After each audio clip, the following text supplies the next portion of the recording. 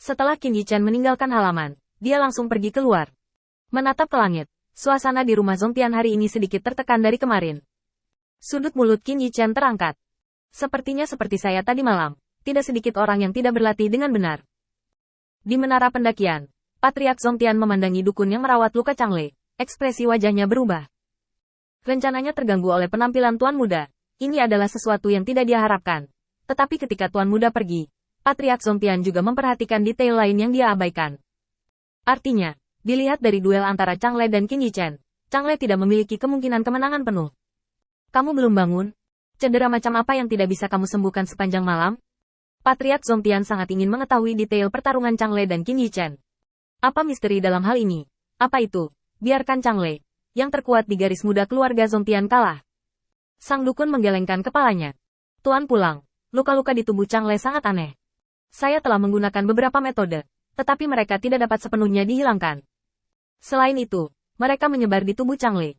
Saya kira itu adalah kutukan. Apalagi, itu adalah kutukan yang sangat sulit untuk ditangani. Hati Patriark Zongtian melonjak. Menyumpahi. Selama kekuatannya tidak lebih tinggi dari dewa, kutukan yang dilemparkan oleh mereka kemungkinan besar akan retak. Penyihir di depannya sudah menjadi orang terkuat di keluarga mereka yang bisa diperoleh. Bahkan Doemi punya cara untuk mengusirnya. Siapa yang menyimpan cara ini?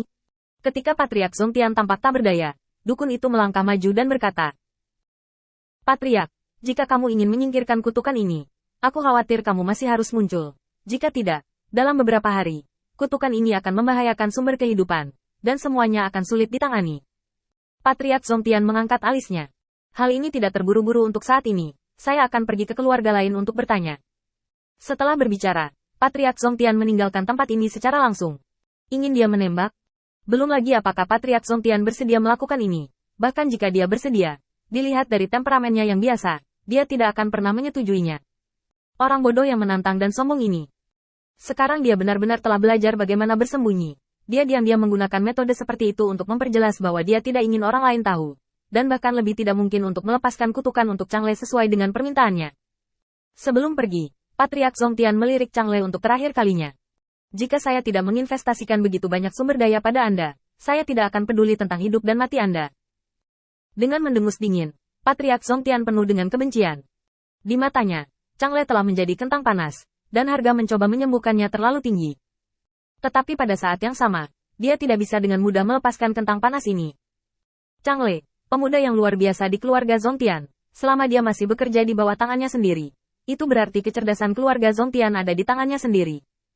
Apakah itu ketenaran atau harapan untuk masa depan? Itu adalah sesuatu yang sangat dibutuhkan oleh Patriark Zongtian. Begitu Changle menyerah, selama orang-orang di belakang layar menulis sedikit, posisinya dalam keluarga Zongtian bisa menjadi sangat kritis.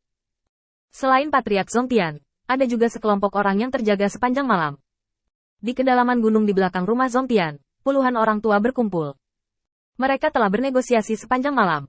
Namun hingga saat ini masih belum ada hasil yang sesuai. Saya tidak berpikir kata-kata orang ini kredibel. Bagaimana mungkin metode semacam ini ada di dunia ini? Itu pasti metode yang membutakan, sama seperti dewa utama Zeus. Itu pasti menggunakan metode lain untuk mempertahankan penampilan muda. Saya pikir itu kemungkinan besar adalah kekuatan iman. Dia menempatkan umur yang dia perdagangkan dari orang percaya di atas segalanya. Daun. Yah, harus begitu.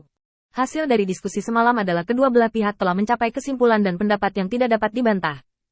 Pria tua berambut putih yang telah bertemu Qin Yichen tampak tak berdaya. Saya telah menjelaskan ini berkali-kali. Saya telah melihatnya dengan mata kepala sendiri. Tidak ada kekuatan kepercayaan padanya. Dia bahkan belum memobilisasi aturan dunia. Ini pasti metode yang belum pernah kita lihat sebelumnya. Bukankah aku sudah mengatakan bahwa orang ini adalah iblis dari luar langit, bukan pembohong menurutmu?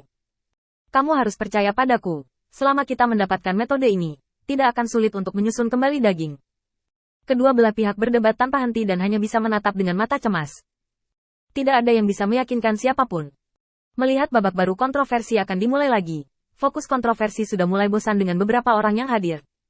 Tidak lebih dari itu iblis dari dunia luar tidak bisa menunjukkan kebaikan untuk mengeluarkan kartu haulnya.